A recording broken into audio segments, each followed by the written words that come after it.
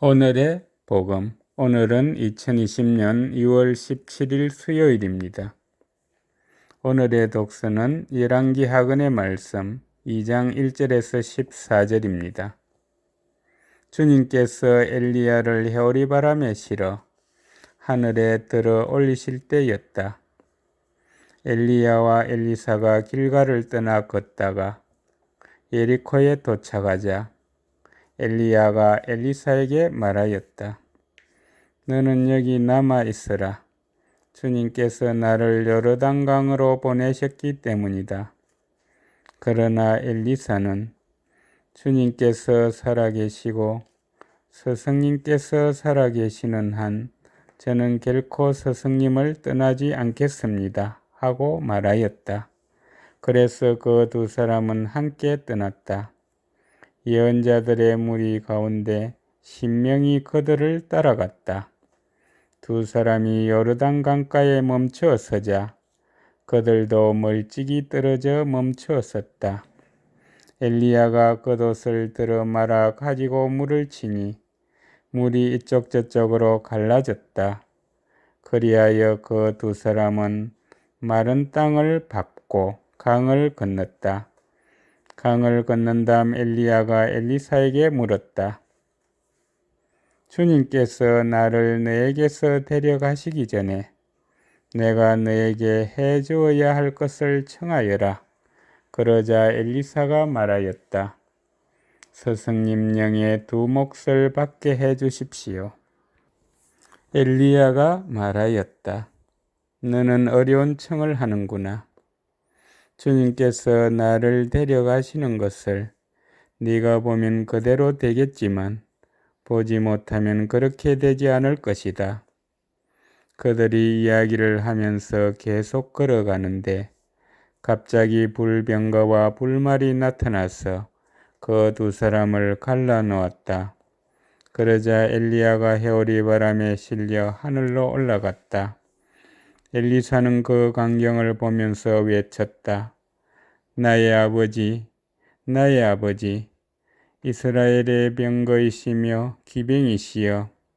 엘리사는 엘리야가 더 이상 보이지 않자 자기 옷을 움켜쥐고 두 조각으로 찢었다. 엘리사는 엘리야에게서 떨어진 겉옷을 집어들고 되돌아와 요르단 강가에 섰다. 그는 엘리야에게서 떨어진 겉옷을 잡고 강물을 치면서 주 엘리야의 하느님께서는 어디에 계신가 하고 말하였다. 엘리사가 물을 치니 물이 이쪽 저쪽으로 갈라졌다. 이렇게 엘리사가 강을 건넜다. 주님의 말씀입니다. 오늘의 복음은 마테오가 전한 거룩한 복음 6장 1절에서 18절입니다. 그때 예수님께서 제자들에게 말씀하셨다. 너희는 사람들에게 보이려고 그들 앞에서 의로운 일을 하지 않도록 조심하여라. 그러지 않으면 하늘에 계신 너희 아버지에게서 상을 받지 못한다.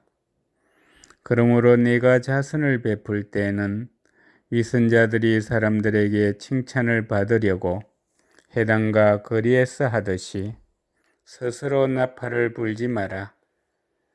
내가 진실로 너희에게 말한다. 그들은 자기들이 받을 상을 이미 받았다. 네가 자선을 베풀 때에는 오른손이 하는 일을 왼손이 모르게 하여라. 그렇게 하여 네 자선을 숨겨두어라. 그러면 숨은 일도 보시는 네 아버지께서 너에게 갚아주실 것이다. 너희는 기도할 때 위선자들처럼 해서는 안 된다. 그들은 사람들에게 드러내 보이려고 회당과 한길 모퉁이에 서서 기도하기를 좋아한다. 내가 진실로 너희에게 말한다. 그들은 자기들이 받을 상을 이미 받았다.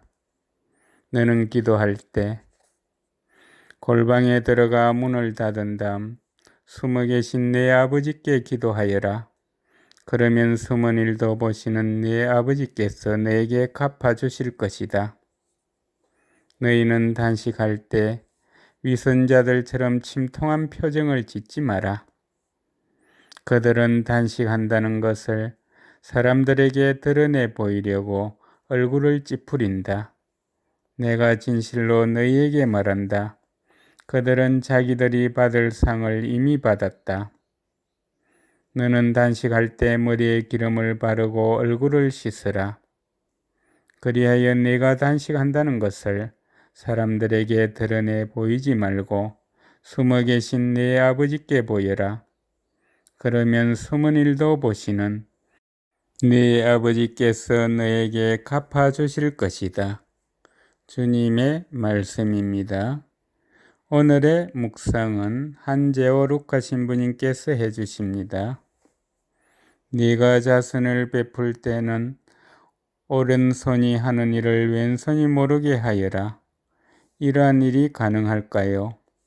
어찌 오른손이 하는 일을 왼손이 모를 수가 있을까요?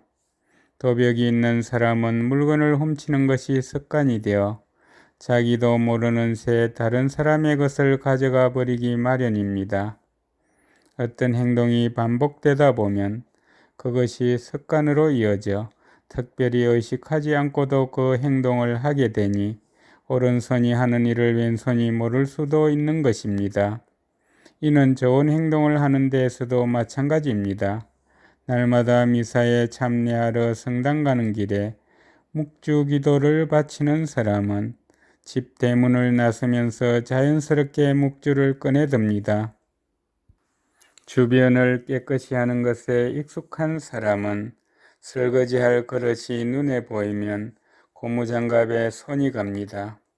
이에도 어려운 일을 보면 도와주는 일, 슬픔에 잠겨있는 이에게 위로를 건네는 일, 외로운 이들에게 찾아가는 일 등 오랫동안 몸에 배어서 왼손도 모르게 하는 오른손의 일이 충분히 가능합니다.